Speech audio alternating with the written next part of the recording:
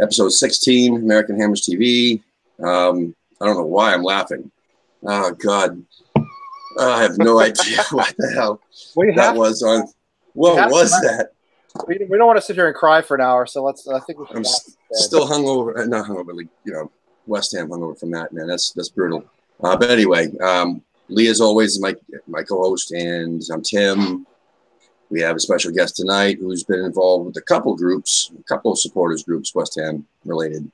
From Maryland Hammers, we have Chaz. What's up, Chaz? Hey, what's going on, guys? Thanks for having me. Anytime, my man. Real quick, just want to mention, once again, drinking Strata Craft coffee. There's a link in the description below. You can save 15% by making your first order through them. So treat yourself. It's really delicious, really premium craft coffee. And you have everything from regular to decaf to, coffee with CBD oil in it. So enjoy yourself. Anyway. I should try some of that. I'm not a coffee drinker, but I should try some of that tonight because that doesn't sound too bad right now. No, I need it. Not after yesterday. Seriously. So let's talk a little bit, man. How did you become a hammer? Let's start there first and foremost. So college, I was a history major up in York, Pennsylvania. A lot of my fraternity brothers were all really big into soccer, but mainly the bigger clubs around the world. I was like, yeah, that's not for me. So just started doing some reading, came across West Ham. My first full season was actually the year we went down and played, Blackpool to come back up. Yep. Actually broke up with my college girlfriend after that match because she said, it's only a game, stop yelling. You did the right thing. You got your part. Oh, yeah. That's awesome.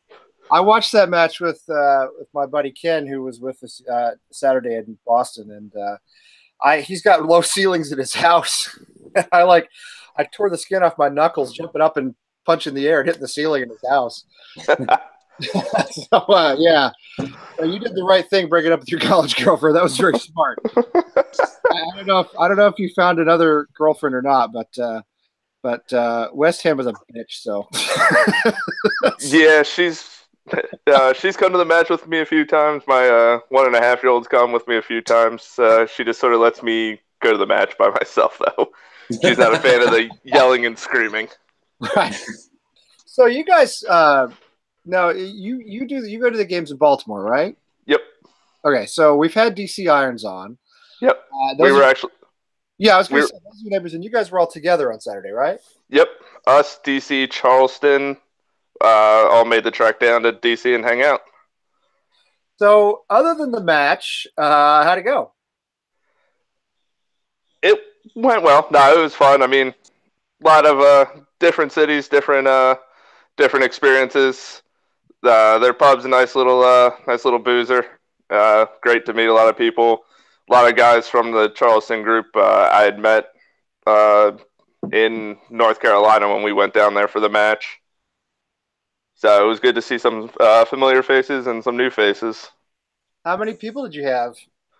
We had 3 because four ended up having to work, and then we got a phone call. Well, my other co-founder, Jordan, got a phone call saying that at least 1 to 2 British guys were in town. So they couldn't make the trip down to DC, so he stayed up, and they opened the Abbey for them to just show some hospitality. That's cool. Yeah. Yeah. So how many were there overall? Do you know? I would say about 20-ish. Oh, good. Yeah, that's good. It was a solid size. Yeah, that's good. So you guys did that, and which just great that you're all close enough to do stuff like that from time to time. So tell us what your average match day is like. So you go to Baltimore. Is it in Baltimore? Is it in the city? I've been. We're in the city. We're right in Fells Point. Okay, I don't really know where it is, but anybody in Baltimore should, right? Yeah. Yeah. Okay. Yeah. Fells Point, Max's Tap House. We're 3 doors down from Max's Tap House. Okay. And what's the name of your place? Abbey Burger, Fells Point. Abbey Burger. Okay. Make sure you say Fells Point because there's another Abbey Burger, which is an Arsenal bar. Oh, really? Well, now that kind of leads to the next question. So, are you all sharing this place, or do you have it to yourself, or what's your Nope. set? So we have it to ourselves. When Jordan and I first founded Baltimore, it was literally just the two of us. I found out I was at essentially a UN bar. Everybody who doesn't have a home bar goes there, watches matches, watches rugby. Bartender goes, "Hey, I heard there's another West Ham fan." I'm like, "Dude, you're pulling my leg. It's been 2 years. Like, there's no way." It's like, "Yeah, his brothers are higher ups with the Liverpool guys." I was like, "Holy crap! Where's the Liverpool bar?" He's like, "Oh yeah, you've got to go about 20 minutes up the road." I was like, "All right, I'll check it out." Walked in, see a red, and then just one Clariot shirt. I'm like, "All right, found the guy." After that season, him and I, the owner of the pub at the time, owned another pub. So in the city, a lot of people own multiple bars and restaurants. Let us basically station ourselves at a little sort of outskirts in the city, but right closer to the highways. It was just the two of us. Then, for some reason, some Villa fans started rolling in, but it is what it was.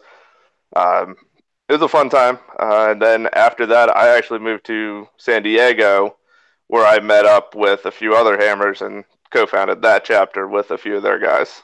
Yeah, we're gonna have those guys on soon, I think. Yeah, this month. Yep, April. Yeah, later this month. Well, yeah, not this month because today's the last day of the month. But Yeah, April. this month. Yeah. Anyway, so in April. Yeah. So take us back to when you founded Baltimore. So you basically were supporting West Ham. You found this other West Ham fan. Now, was that like your co-founder or? Yep, Jordan was the co-founder. We sort of sat down one day and we're just like, "There's got to be more of us. No matter where you go, Yep. there's always more Hammers somewhere." When I drove back across the country in the middle of the desert, there were 6 people, like doing a cross-country drive. I was like, "This is strange."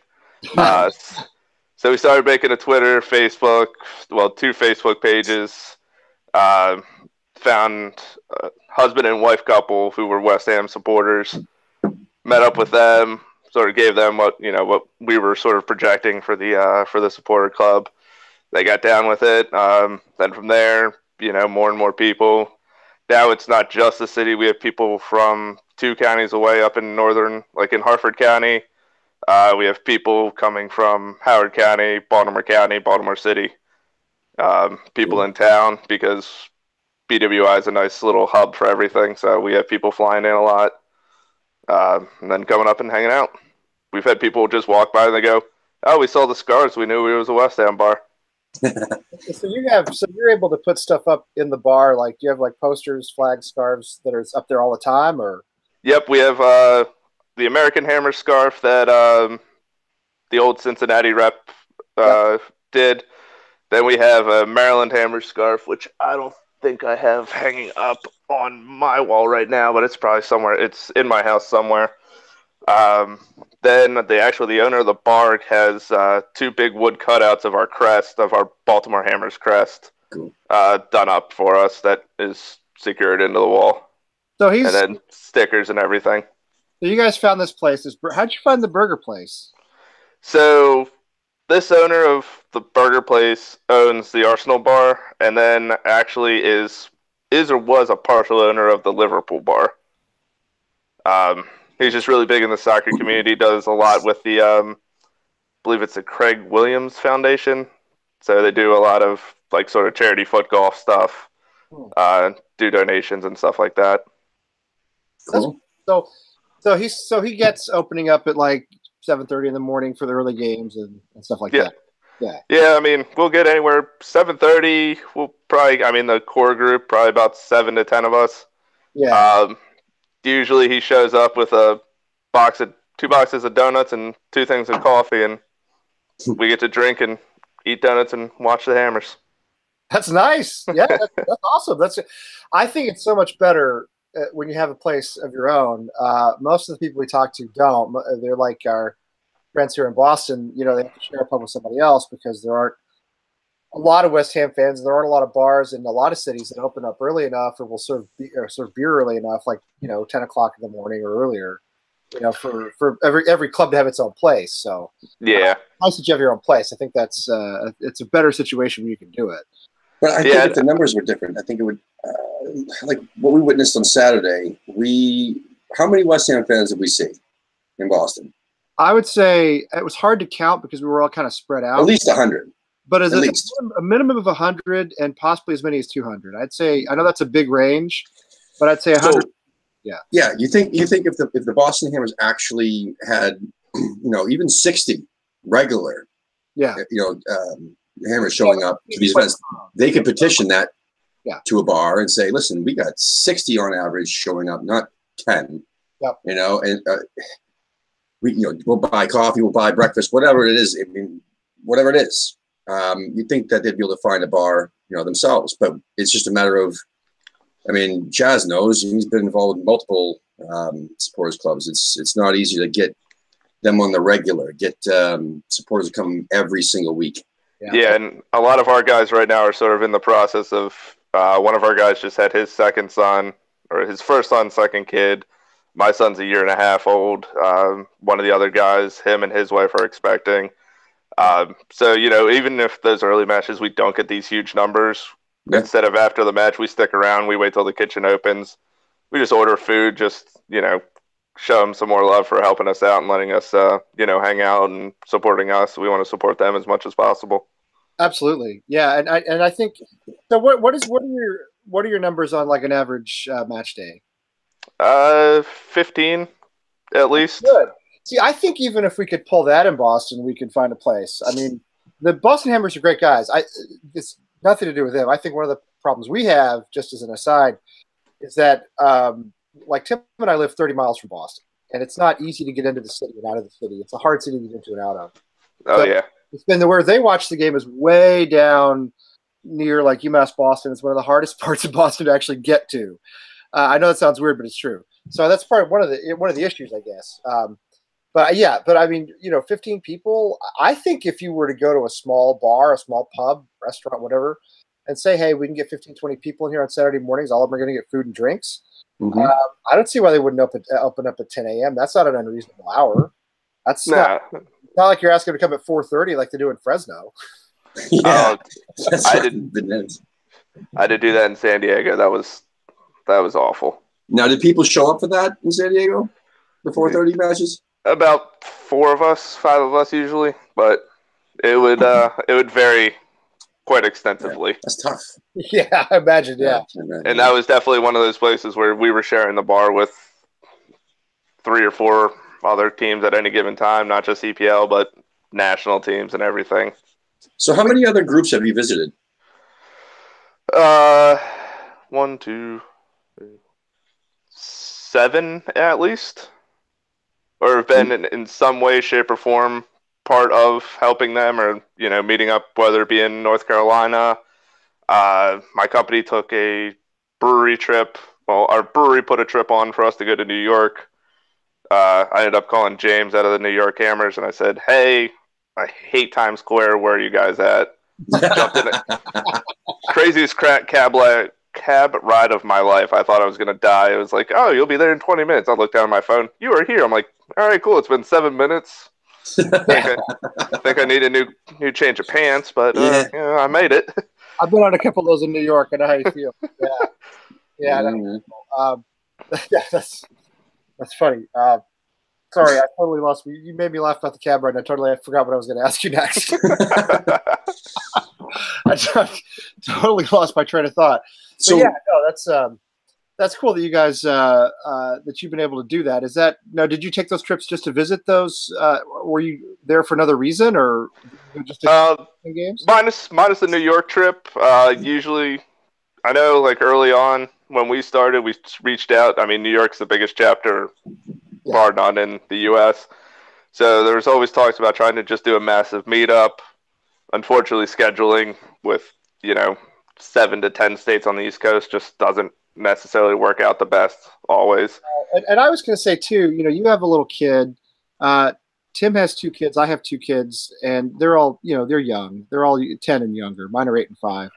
And it's hard. It's hard to convince everybody that daddy's going to go away for a few hours every Saturday morning.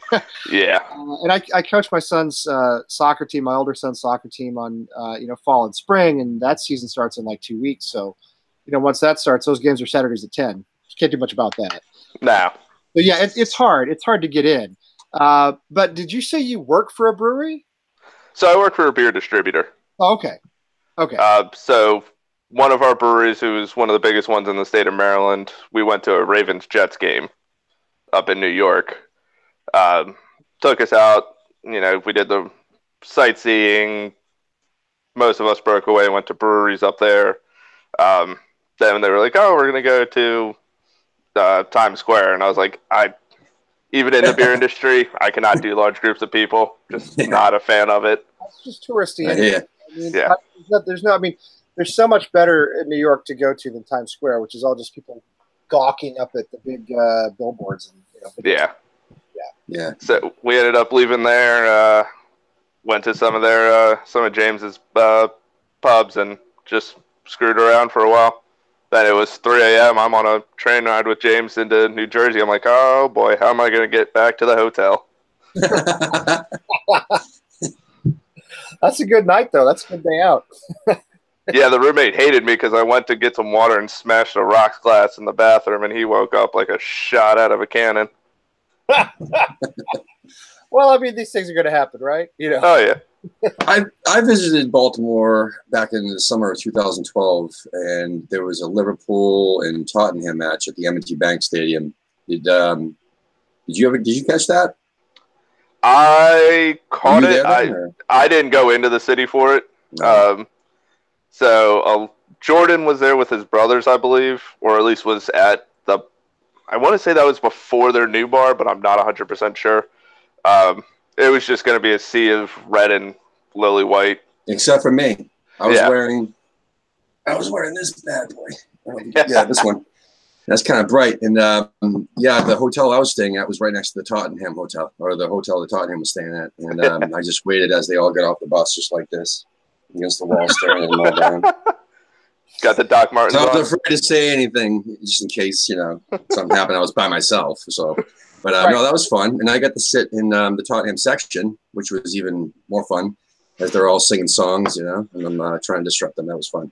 But yeah, man, it was crazy because Andy Carroll was still with them. That was the summer that he ended up eventually going on loan to West Ham. Yeah. So that was kind of cool to see him in person. He actually played minutes, and he didn't score anything. I think it was a 0-0 match actually, even for a friendly. It was kind of bizarre. But and he didn't get hurt. He didn't get hurt. He actually ran around, didn't get hurt, didn't trip over himself or nothing. It was kind of cool. When he came to us, when he came to us is when he started playing 3 matches a season, and and I having to go to rehab or whatever it is he was actually doing, because there's no way he got injured that many times. But it would be easy. Yeah. I still think there were some top secret. I think he was in like when Michael Jordan got suspended by the NBA, but nobody would admit it. He went off and played baseball. Everybody said, "Oh, he just wants to play baseball," but he was suspended for gambling. What really happened? I think Andy Carroll was really in rehab or something. That's just me saying. Well, it all happened when he decided to not put the cornrows back into his hair and start getting injured. That's it. He should have stuck with the cornrows. It was like a protective force field or something. And he actually was scoring. I'm pretty sure he did that bicycle kick with the cornrows in too. I think he did too. Yeah, I think you're right. Yeah, definitely way better than the man bun. He should have stuck with the cornrow. Yeah. So, just so you guys know, Wayne from Dallas is watching, and he's chatting. He's saying hello. Hey, Wayne. Hey, buddy. What's up, Wayne? You know Wayne? Have you met him? I've talked to him. Haven't met him in person. Yeah, he's a good dude. He's going down there in a couple of weeks. So yeah, I'm going down to Dallas. I'm going to be there from the 11th to the 14th. Yeah, I'm catching the Man United match down there with them, and some of the guys from the Alamo City are going to be coming up, and I'm trying to get some of the Bayou guys to come up. I try to get the Oklahoma guy to come down, but his kid has a soccer tournament that weekend. But it'll still be a great time. Houston is 250 miles from Dallas, so just saying, it's like a 5-hour drive. I know. I'm just saying it's not like here where it's like, oh, let's go to Portland for the weekend. It's a hike. No, it's like going to Baltimore for the weekend. Right. It's like well, no. More like going to more like going to something. Yeah, more like going to. Yeah. So Chaz, are you a Baltimore guy, like native, Maryland native? Yep, born and raised in Baltimore. Spent college years in Pennsylvania, and then moved out with my fiance while she was finishing her degree out in San Diego. Why did you come back from San Diego? It is way too expensive. Well, okay, fair enough. San Diego, really? And we can't drink before like 10 o'clock in the morning, so the 4 a.m. matches are boring. Yeah. Right. Well, you can't watch West Ham without something, right? Yeah. Especially, they're going to check your coffee cup. You might as well get it done beforehand. Yeah, that's true. So, tell me about, like, is there like a soccer culture in Baltimore? I mean, I know there's not an MLS team, but that doesn't really necessarily mean anything.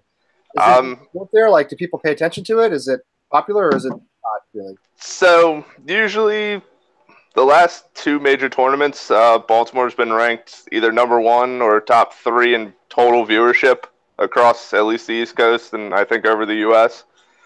So I mean, the love is here. Whether it's just sort of people, gets the bug, or people like me, Jordan, the other guys who, day in, day out, always here, always watching, supporting, or even if it's just the local teams. Like, we have some really good local groups that are pushing more and more people to, follow their dreams. Yeah, that's good. That's good. Do you guys have like USL team or a like in a semi-pro type thing people go to see, or? We do now. I forget which league they're actually playing in, but we used to have a USL. It was the Baltimore Bows, which was fun. So we ended up, DC United U23s, some other U23 squads. Okay. United necessarily wasn't our biggest fans of us because we were right behind them. And we had like literally one little section where, they had 2 30-packs, 3 30-packs, and we were drinking behind them.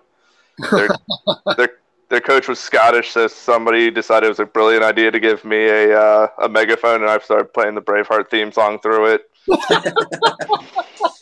He was not a happy camper. Had his guys pick up the bench, moving in the middle of the field. The field owner's like, "You can't do that," and he's like, "Your guys are fucking yelling at us." We're like, "Sorry." That's fantastic. So what do you guys do? Or so when you have your match days at the pub, you got the place all to yourself. So do you guys are you a loud, rowdy group? Do you sing? Do you bring bubble machines? Do you do stuff, or is it like more studious? Like when I watch West Ham, I just stand there and stare. So we have a bubble machine. We do a lot of yelling. There's a lot of cursing. We're very much creatures of habit.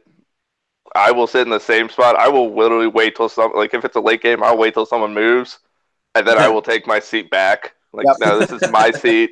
Yep. Like, if we start losing, it's like, it's your fault. Like, we've actually jokingly locked people in the bathrooms. We're like, no, we scored. You have to stay there now. Or, if they go outside to have a cigarette and it's snowing outside and we score, we're like, no, you stay there. Like, that you made your bet on this one. You know better. You stay outside or you stay in your seat. Oh, that's awesome. And you guys you have the bubble machine. You do the bubble machine. Yep. Chris, one of our other guys, has a bubble machine. And they're cool with that. So they're cool with that in the bar. They're okay with that. Yeah. Yeah. So the way the bar's set up, it's when you walk in, it's the main bar. Then there's an upstairs, just sort of seating area, and then there's like another mini dining room. Then the bathrooms, then the kitchen. So usually we keep the bubble machine in the actual bar, so it's not like just random bubbles floating into the kitchen. Yeah, make it easier. Yeah, that makes sense. So are you guys, I know you're all over social media. Do you guys recruit? I mean, are you looking to bring in like either new West Ham fans or people who were looking for a club and maybe you want to try to convert them to West Ham? Is that part of your deal? Yeah, I mean, we welcome anybody. If you're new to West Ham, if you're new to the EPL, to come out. We actually we've had quite a few people. It's one kid who's like, "Oh, I really like West Ham." His friends have no idea. So we come down, we talk to them. As long as they're of age, we drink with them. Sometimes their parents are coming down. Like, the parents were West Ham fans, stopped watching it when they either moved over here, moved around the country, whatever it was. We have a big military aspect in the state. So a lot of people are shipped in, shipped out, moved around. Yeah. But we'll get people, fathers, sons, fathers, daughters, people from all over just coming in. We're like, always welcome everybody with open arms as long as you're not bad luck. I don't know. I can't decide if I would be bad luck or not. I don't know. How can you tell? You know, I mean, the way the season's been going. I almost never feel like good luck. But... As long as you don't, if we start winning, you can't change your underwear and you got to wear the same jersey. That's fair. That works. Yeah, I could do that. I'd like that anyway. So yeah, I mean, you got to cut down on water bill somehow. Right, exactly. Yeah, it's the environment, right? Yeah, that's what I said. You're thinking globally, when you do that. Yeah, that's right. West Ham, a club for the world. Yeah, exactly. Making the world a better place by not changing our underwear. But with West Ham, though, with our record, you get plenty of underwear changes anyway. Oh yeah, so luckily you don't have to worry about it. Yeah, it's never going to go more than a couple of weeks at a time. So, I mean, my son was born when we lost 3-0 to Newcastle, and the first thing I said to him, he's 4 hours old. I was like, "Buddy, I'm sorry, I don't think I'm going to be able to bring you to any matches." Luckily, my wife was still asleep. So, have you been over there? No, I was planning on it, and then we moved back here, and then we were planning on taking a vacation. And then it was like, surprise. No, yeah. We're like, oh, gotcha. Yep. We're like, all right. So maybe we get married in August. So hopefully after that, if we can afford it. Yeah, but you did see them in North Carolina, you said. Yep. Right. All right, that's cool. Yeah. Yeah, I was so I was part of the group that helped start the hashtag Help Joel. Yeah. Cool. Oh yeah. Did you meet Dean? Dean, Yep. He's been my friend on Facebook for a long time. I've never met him in person. He seems like the absolute best guy. He just seems like the greatest guy. He is the most down-to-earth person I have ever met in my life. I want to have him on here. I want to have him on our show. In fact, I'm going to ask if he'll come on our show. I don't know whether he watches this or not or knows we do this or not. But I'd love to have him on here because he's English, but he lives in North Carolina. He seems like the best dude. So you were part of the Help Joel crowd because poor little guy was really, really sick at the time. Yeah. Yeah. I mean, deathly ill, and of course he, thank God he pulled through it. But so what was that about? I mean, how did you do that? What was the effort behind that? So I was talking to Dean for a while. Just once that got announced, I was like, "Yeah, definitely, we're coming down." He's like, "Yeah, I can't wait to see you." We go to the Boozer, have a few, and go to the match. Then he messages me, and with everything that happened, and I was like, he's like, "Yeah, I can't make it." And I was like, believe me, I understand. Families before everything at all times. So, I just wanted to see if we could do something with him. So I was one of the guys who starts it. Just start mass flooding Twitter, tagging everybody, X, David Gold, Sullivan, the kids, Mark, literally anybody. I didn't care if I blew you up 1,000 times in a day. I was going to keep tweeting it out, see what happens. Some of the other Baltimore guys, some of the other East Coast guys, and actually people who aren't just West Ham fans, but were fans or friends of Dean and his family started doing it. I know they made some shirts with the Help Joel hashtag. Then from there, he messages me like, "Hey, West Ham's going to come see Joel in the hospital." Yeah. And actually some of the Railhawk guys came. Cool. It was a really nice gesture by the players. I know Mark Noble was there. I can't remember who else was there. But I know Noble, which doesn't surprise me because I think Noble is an absolutely, a fantastic human being from everything I've seen. Mm-hmm. And I guess we should mention it for context. Probably most people who watch us know this already, but Dean's son has cerebral palsy and congenital heart defect, and he's a very very brave and strong little boy. He just has a lot of health problems, and he got the flu, wasn't it? Was it the flu that he got? For during North Carolina during the match. Yeah, he's very vulnerable to health problems. Yeah, he's small, and he has a feeding tube. So something that another kid might get over fairly easily could be life-threatening. Yeah. And I know everybody pulled together and raised money for him, and Dean had to take every day of his vacation for the year right there in that span of time to be in the hospital with Joel. And Mm-hmm.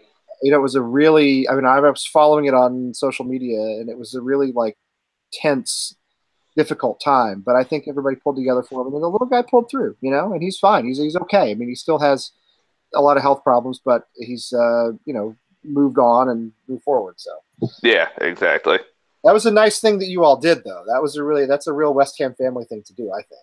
You know? And I think that Joel's cleared in Blue Army chant. I think Dean and his wife and Joel could hear that from Duke from Raleigh. Oh, Yeah. I don't doubt that at all. I'm sure that, and I know he's a lifer. He's from East London, you know, so or Essex, maybe somewhere like that. So I know that meant a lot to him. That was really cool. Yeah. So did you get a chance to meet any players or in North Carolina? I don't know. Was there a situation where like they were signing autographs or they were talking to fans or? So there ended up being a rain delay. So in the West Ham fashion, we saw the Railhawk fans leaving. We're starting to do Chinese fire drill chants. So game gets pushed back to like 11:30, 11:45, and they finally were just like, yeah, that's it. And it starts raining again, so the players just start walking off. I know there was a meet and greet the day before I got down there. And then people obviously went to the airport and met them there because I think they flew out the next day after the match. So I want to say a few of the New York guys jumped on planes and were able to meet them. So the game did it ever start or did it just not finish? It finished, but it was late. Yeah, it was a late finish. Yeah, because it was the rain. Yeah, there was rain. It was the weather was terrible.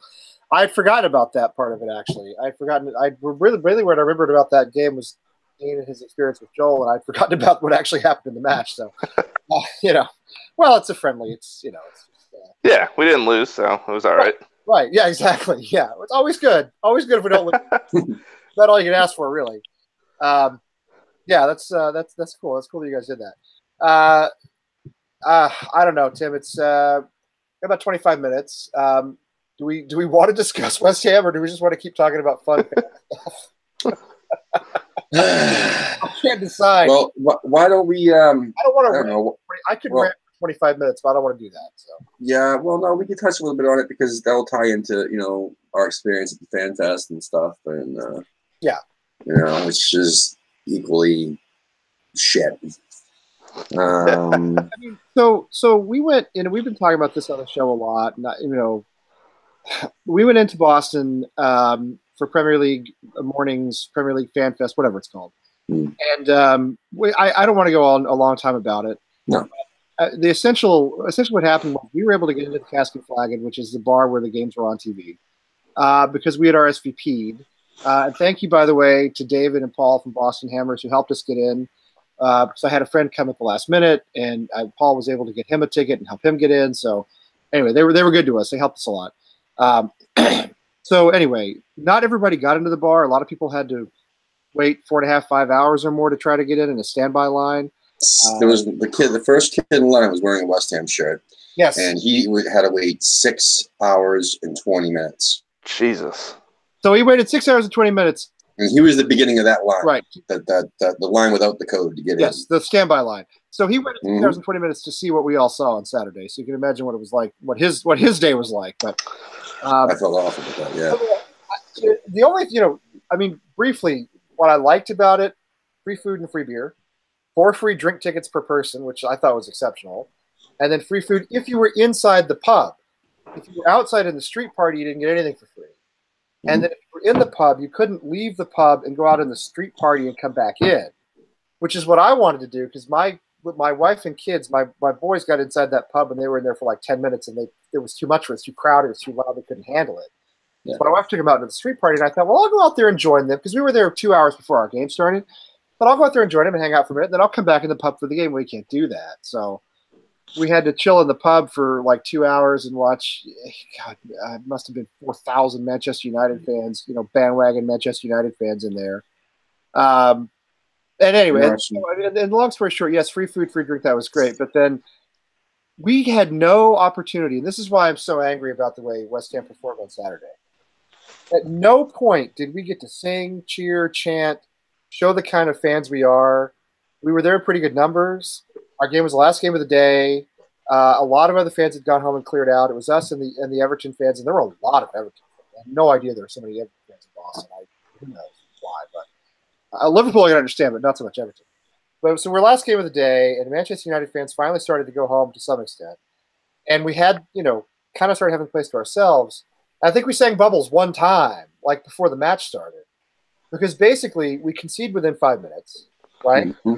Our performance is total garbage. By halftime, it's clear that once again we're not going to show up for this game, and we never got to demonstrate for the cameras or for NBC or for anybody else there the kind of passion we have, because there was no reason to. So second, if you look at our YouTube channel, most of the videos I took in the second half are of my kids goofing around outside of the street party. Because I got sick of being in the bar. I wanted to go out. So it was beautiful outside. I wanted to get some fresh air. It was 60 degrees and sunny, and I just wanted to go out and, So I watched the second half outside, and I just took a lot of videos of the boys blowing bubbles, kicking the soccer ball around, just enjoying themselves. And we did pose with the Premier League trophy. The only time we'll ever see that as West Ham fans. But yeah, I mean, it embarrassed me. My team embarrassed me on Saturday because here, I mean, there were people, you wouldn't believe the people there. There were probably 50 Brighton fans. Did you see all the Brighton fans, Tim? Right. We saw the Leicester or Norwich flag when they panned around you guys. There was a guy in Norwich. There was a guy in line right behind us with the Hull shirt. I mean, with a Hull shirt, Norwich shirt. There was a guy in a Corinthians shirt from Brazil. There were shirts like we wouldn't believe. There were probably 50 Brighton fans watching Brighton. I mean, who knew, right? There were guys from Bournemouth. I mean, everywhere. So, we were there. We were there for numbers, and because our team was. It wasn't just that we lost, because the performance was so poor. We never got to have our moment. You know what I mean? It was worse than poor. I mean, it was. It was the kind of game. It was the kind of game that makes me question everything we're doing. Everything we're doing as a club. I mean, I've had faith in Pellegrini up to this point.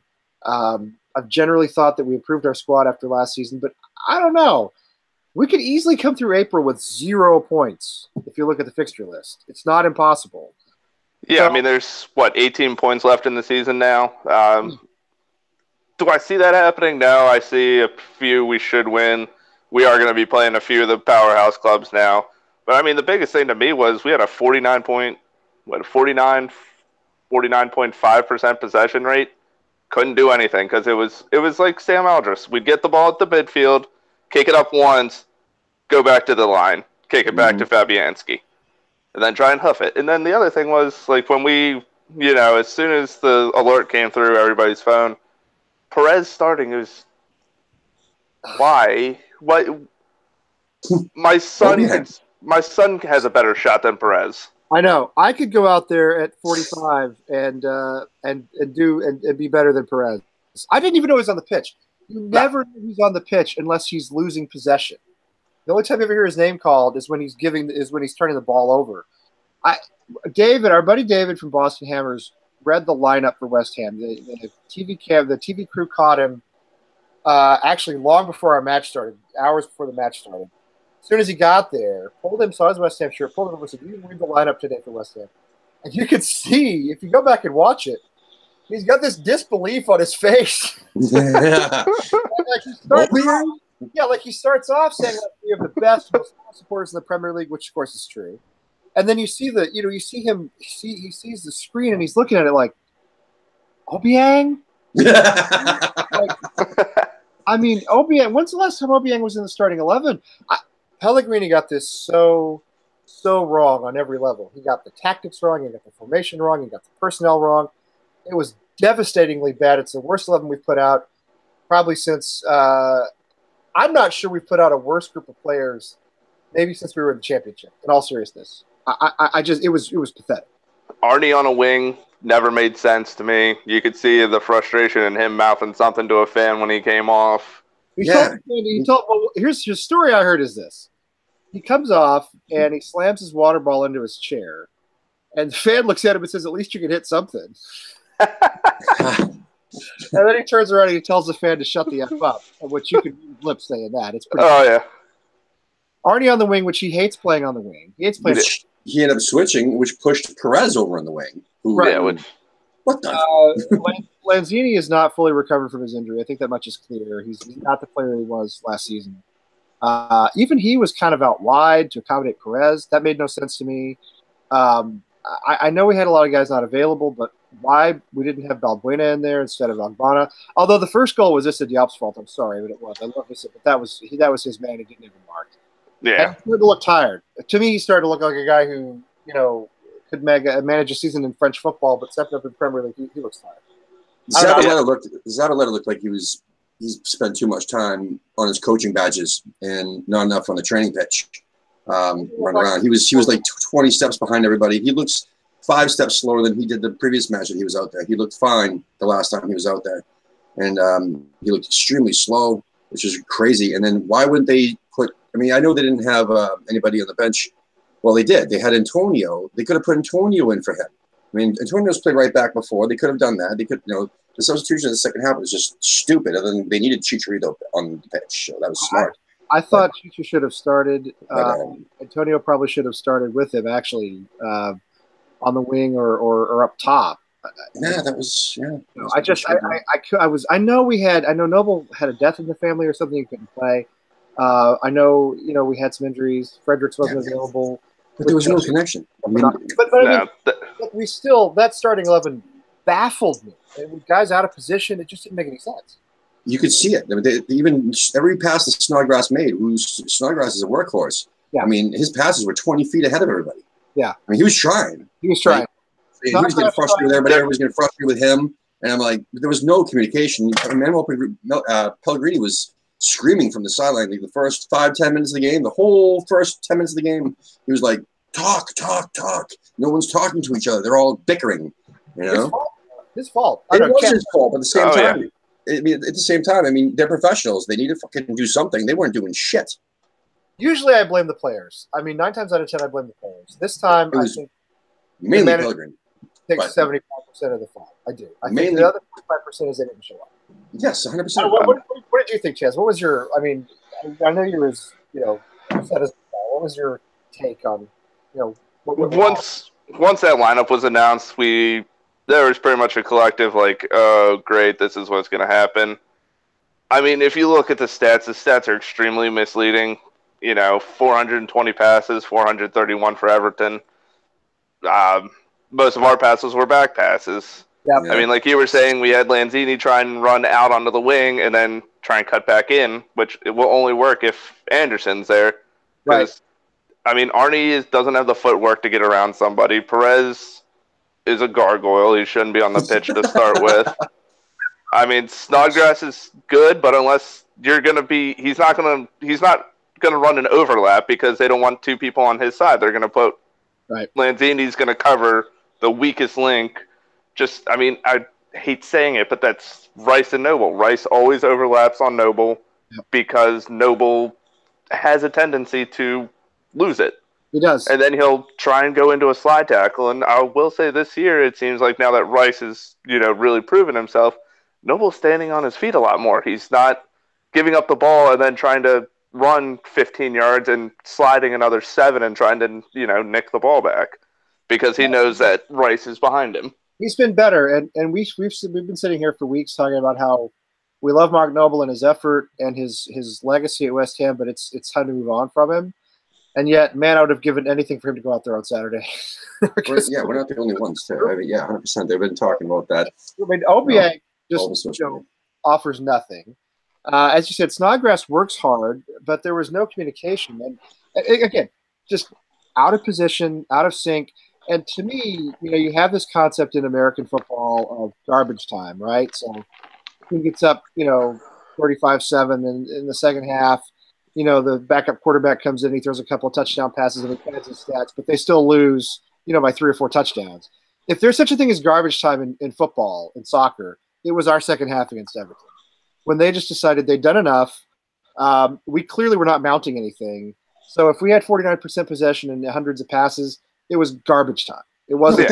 Everton was foaming at the lips when they saw the team sheet, though. I mean, they put out a strong side. Like once the 2 team sheets were put out there, it was like what the fuck is this? And then, holy shit, that's their best squad for Everton. And so we're dead from the moment the team sheet was announced. And they played well. They were good. Let's give them credit. They played exceptionally well, and they shredded us down that left side. They picked on Zabaleta. They knew they could have done a lot more. On that side. Fabianski made a lot of great saves. Let's give him credit. And they shredded us down that left side because I think they knew they had speed. Where Zabaleta is older, he's slower. He's been slowing down the last few weeks. They knew they could get past him, and they did over and over and over again. Well, this isn't the first time that someone's realized Zabaleta is a weak link, and if Snodgrass doesn't necessarily track back like he should, if we don't have anybody playing that other sort of central defender role, or just a general center midfielder that can bounce between, sideline to sideline, they're just going to keep attacking Zabaleta. I mean, is he a great player? Yeah, he's a fantastic player, but he's 34, 35 now. He's 34. He just doesn't have the legs he used to, and unfortunately, unless we put Antonio in there, then that limits who we're going to be able to put up front to try and push, for what we have. I mean, was it Degana came in, but he's still, most of the other guys, most of the academy players are still just, they're not ready. I don't want to say green, but they're not where we're going to need them. And then back to what you were saying about Diop and stuff like that. I mean, they've had a good season, but I think, like you were saying, they're used to playing a full season in a French league, in a league that's not as necessarily physical as the EPL. I follow the French league. I lived in France for a few years. I follow the French league. I follow Saint-Etienne, a club in France. The standard of French football is, I mean, outside of obviously PSG and a couple of other clubs, it's pretty much a League One. And I don't mean French League One, I mean English League One, like third division standard. It really is that bad. I really think – I'm not even sure a lot of the clubs in France that are in the top flight would survive in the championship, in all seriousness. It's just a low level, low standard of football, and their best French players don't play in France. They go off and they play in other parts of Europe. So it's like you have reserve teams playing each other. But yeah, I think I'm with you. I think we tend to leave our back line kind of unprotected anyway. And if you look at the number of saves Fabianski's had to make, he leads the Premier League in saves. That's not a good statistic for us. I mean, he's good, but that's nothing to be fucking proud of at all. No, God, no. And he leads, and our back line is constantly having to save us from drowning, and they just haven't been able to do that the last couple of weeks. Which is an embarrassment to our back line and anything else. But Diop cannot. I mean, he's proven that he's just not ready for a full season. And we have he's just too young. We mount nothing in attack. We have no sustained pressure. Correct. The ball in the midfield. We can't sustain pressure on the other end of the pitch. We're constantly defending. And we have a 34-year-old right back. We have a very inconsistent left back in Cresswell, who is not a great defender. He's better in attack. Correct. And he's not been able to have a central defensive pairing all season because Balbuena's been injured. And, so we've had Bonner in there with Diop, and they don't – Balbuena and Diop are our best defensive pairing, and I think they played together like 3 times, Cresswell has really disappointed me in the last 6-7 matches, So, he had an injury, then he banged his head. Yeah. And even the last game, he fell down on the ground at least twice. So, anyway, when Pellegrini brought out Diangana as a sub, that was me just telling me, he already gave up for the match. Why would you put Diangana in there? He's not an exciting threat.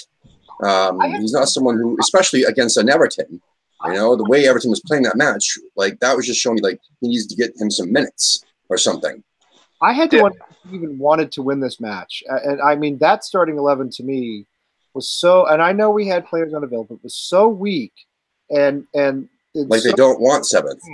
That they don't want they don't want to go to Moldova at the beginning of August and have to play, FC Poophole or whatever it is to get into the Europa League. I mean, I've wondered about this ever since we started this whole quest for 7th thing. Every time we get close to 7th, we have a terrible performance. I'm starting to think it's not coincidence. I know that's crazy and stupid, but that's how I feel. I don't know. What do you think, Chaz? What's your take on this? I mean, I think it's an accurate statement. I think we've lost to the same team the last 2 times we've come close to Europe. Hilltop side, goat shagging mountain team. Right, the Romanian, Astra Gugu. Yeah. Astra Kajagooglu or something like that. Yeah. I mean, I shouldn't make fun of him because they knocked us out of Europa League twice. Yeah, that's true. And I mean, that also then shows the depth of our squad. I mean, we weren't playing necessarily. We were playing basically the team we put on the field against Everton would be the team we put out against these guys. I blame Bilic, but I blame Bilic for everything. I blame Bilic for Tompkins, my boy Tompkins. Man, I can't believe they fucking got rid of him. I'll never forgive him for that. Fuck Bilic. Anyway, sorry. Between Allardyce and Bilic, we had some very poor management for a while. I thought Bilic was totally incompetent, frankly, and the only reason he had any success was because of the long-departed Dimitri Payet, that's it. He's like the one who broke my heart. You know what I mean? He's like the, I can't. I don't even like to talk about it. Saddest story for me in my time supporting West Ham. But anyway, so I listen. There are plenty of conspiracy theorists. If you go on Twitter, there are a lot of West Ham fans saying, "Look, 25 million transfer kitty in the summer is small." And, Pellegrini is saying to himself, I don't want to drag these guys through a bunch of extra matches at the beginning of the season. I don't want to have to cobble together a squad out of what we already have with almost nothing new. I don't want to be in Europe because Europe is going to make things worse, not better. And, that sounds insane to say, and maybe it is. But I can see the logic behind it in a weird way. And I feel as though every time Wolves lose, Watford lose, we're poised to go 7th. My flag just fell down. That goes the West Ham season, right? This is what I'm talking about right here. Perfect timing, man. Exactly what happens. That's YouTube gold right there, man. The studio is crumbling just like the club. We're poised to go 7th, and again, it happens over and over again. My attic studio is. You guys can go watch some videos of my kids on the YouTube channel while I fix this here. My boys kept saying, "Put this on the blog. Put this on the blog," and I was like, "Well, you're on the blog. Just just do things. Just do things." So, yeah. Anyway, I don't want to rant about it anymore. I don't want to take up everybody's time. I don't. What I mean. So let's. So we have now a nice, peaceful weekend next weekend with no West Ham, and then we have the Monday game, April 8th, which snuck up on me that's actually our next game. Tim and I are going to be at the Banshee in Boston for that one with some of the Boston guys. We got a guy from New Hampshire traveling down as well, so that'll be kind of cool. So we got a long way off, but I don't know, Chaz. What do you think? We win 3-0, 4-0, something like that?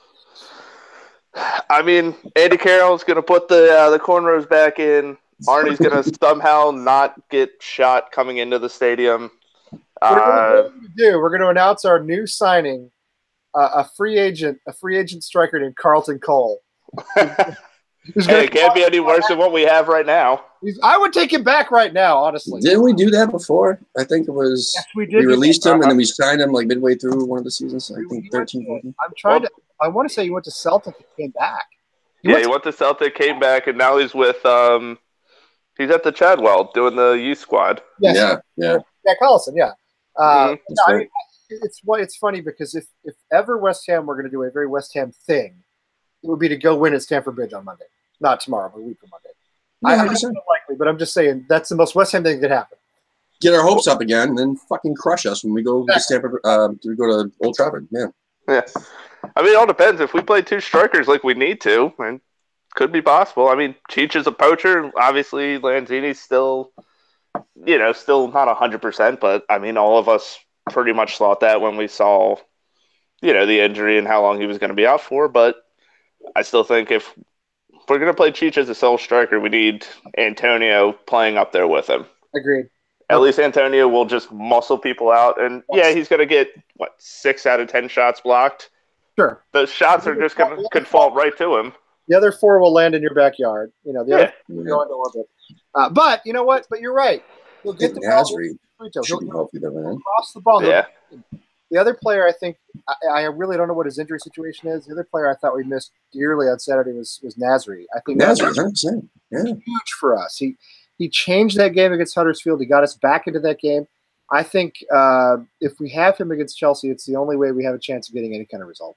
Yeah, I agree. 100%. Yeah. I agree with that. And obviously, what's the status on the Anderson injury, though? I don't know. I just read that he picked up a knock in Brazil. So yeah, I mean, knock. Sometimes with West Ham that means like 3 months out. So he's actually pregnant. He's pregnant. There you go. You guys, I read this today. 4 players have gone the whole season without being injured. Adrian, who of course only played in the cup matches, which we only had like 3 of those. Fabianski, Declan, and Issa Diop. The only 4 we've had with no injuries, who haven't missed games to injury this season. And you can tell that Issa's tired. I mean, he's worn out. Yeah, not an excuse, but he's tired. Felipe Anderson was starting to look tired. I kind of wonder if he got rested a little bit on Saturday. I don't know, but I mean, that's the difference in the leagues that they were playing in. Like we were talking about Ligue 1 earlier, but that's Serie A is the same way. It's not the Premier League at all, and that's what Anderson was used to. And I mean, just because he was a phenom in that league, I mean, this was just too much for him. To play a full season, it was obvious. And once you get outside the top 3 or 4 clubs in Serie A, it's a pretty poor league, actually. I mean, the funny thing about the Premier League is how much parity there is from the top down. I mean, yes, there's a top 6 that dominates, but the mid-table clubs in the Premier League are really pretty good. Look at Cardiff against Chelsea, man. With the exception of the refs. That's what effing that one up. Yeah, Shask, my buddy Warnock. Well, what a shock! What a shock! The Premier League finds another way to hand a victory to a big club. I mean, who saw that would come? And that could happen on Monday. I mean, next Monday, a week from Monday. Because we're playing them. Yeah, I mean, they gave Man City the game against us with a bogus penalty. Liverpool had the offside goal against us. Though we could have. I mean, in all honesty, we could have had 4 points from the top 2 clubs in the Premier League. Had it not been for poor, for 2 poor referees. So, well, then wasn't it Klopp who said that they should ban the bubble machine because they made the pitch too slippery? Yeah, too slippery. Yeah, too slippery. Yeah. Oh, that was fantastic. Yeah, I really respected him before he got to Liverpool, and now I just don't. I mean, he just complains all the time. But if you think about it, maybe that's our issue. Maybe our guys are just not getting their feet in the ground, enough. Because of them, the bubbles. Well, I tell you what, Arnautovic bit it at one point in the first half on Saturday. Yeah, he was going right through the center, and it's like, and he's gone. All the Everton fans at the pub just laughed, and I just put my head in my hands, and I thought, oh man, well, the life choice. God, I thought my circulation was gonna. I thought I was gonna have a stroke. I mean, I was like this the whole match. My hands were clenched. I'm staring at the thing, and all these Everton fans are over there on that side. And they were all just laughing their asses off, making fun of every single mistake that West Ham made. And we have a couple guys in our group over here trying to get people to sing, and we're all just like, we're not singing. No, we're like fucking waiting for the next thing to happen. Actually, I was closing my face. I didn't want to hit anybody. I was tying my hands down because those Everton fans, they're fucking annoying. I didn't realize how bad they were. I mean, I know Liverpool and Arsenal, and I never thought. Oh, yeah. No, they were fucking annoying. They were annoying. No, they were obnoxious. I was surprised by that too. I mean, Everton not being a club with a whole lot more success than because we were staring in front of this big giant screen on the wall, and we obviously weren't standing right on the screen. So there's a little pathway. One of the only few pathways to walk by, and most people were trying to duck underneath all the people that were watching. Except the Everton fans, they just walk by, as they fucking walk by with the beers and shit. And that just, I was so fucking mad. Anyway. Well, that's like we were doing the photo outside the pub and someone yelled something. I could have sworn it was a Norwich jersey. Apparently it was a Neymar Brazil jersey. Oh, no. Oh, good Lord. Neymar. No doubt somebody who was in town from Sao Paulo, right? I mean, yeah. So who put the Baltimore Hammer sticker in the Tottenham bathroom? I love that. I plead the fifth. No comment. No comment. That was kind of cool, man. That made my day seeing that. It wasn't only the bathroom either. No, wait. Nice, I don't know about this. Tell me about this. There may have been us going to the Tottenham bar after the match because nothing else to do. Right. So may or may not have someone had stickers printed out, and someone may or may not have put one in the bathroom very high up. And then one right on the wooden beer tower. Right, there's no way to know for sure. No idea. Yeah, no idea. So we can only speculate that something might or might not have happened. Yeah, it's 100% speculation. How hilarious and awesome that might not have been, right? Yeah, I mean, we don't know. if it did happen, it was. I mean, kudos to. Love it. You know? I'll buy that man a drink. Absolutely. If it did happen, then whoever did that is drinking for free when he comes to Boston, or she comes to Boston. Exactly. It happened. If it didn't, whatever. I mean, there was a pigeons walking around. They don't look like they're afraid of anything in DC. Pigeon could have done it. Right.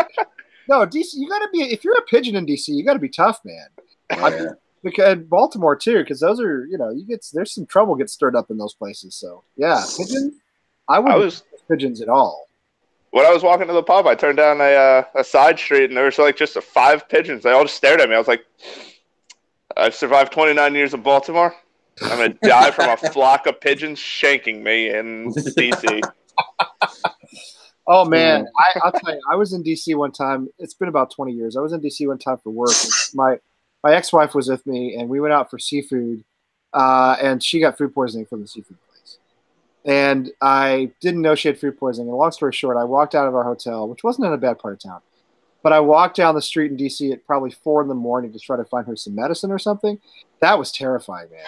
That was not nice. And listen, I mean, I'm from Dallas, right? I'm from a small town. But I grew up spending a lot of time in Dallas. And there's a lot of rough parts of Dallas. Dallas is, it's a rough city in a lot of ways. But that walk through D.C. was just like, I don't know if I'm gonna make it back or not. That was rough, man. That was rough. So, beautiful city in a lot of ways, but not at that neighborhood at that time of day. Yeah, spent the whole next day in the emergency room too. That was also awesome. It was probably a lot better than walking around D.C. at that hour in the morning. Yeah, the guys were coming in. They already had the knife wounds and the gunshot wounds when they came into the hospital, right? Oh, yeah. They were finished getting him in the street, so that they went in afterwards. So I was like, well, we're just seeing the aftermath, not the actual event. It's not that bad. I still remember. Go ahead. I still remember once I was dropping something off for my wife at the hospital. Car rolls through. Guy jumps out of his car. Security's like, "What's going on? What's going on?" I just got shot, and they're like, "Oh, okay, yeah, go on in." I'm just like, "Oh my god, I'm gonna leave because he's still alive." Take a number, yeah, exactly. So what's the name of your bar and where is it? What's the address again? Abbey Burger in Fells Point. Awesome, man. Listen, thank you so much for taking the time out tonight and hanging out with us. Yeah, of course.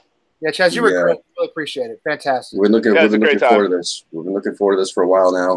Because we actually had this book for a while, haven't we, Chaz? Yep.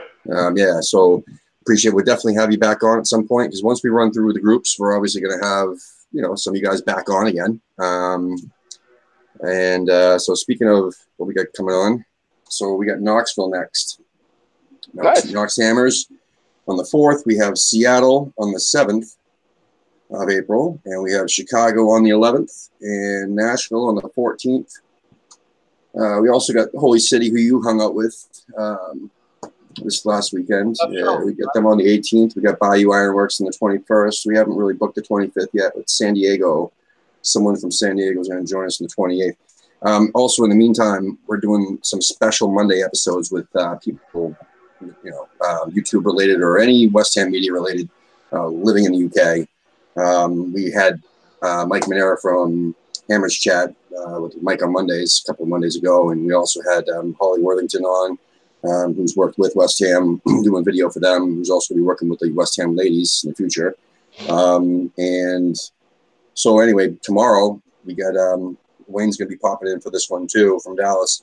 We have John from JPWHU TV. You can check them out on YouTube.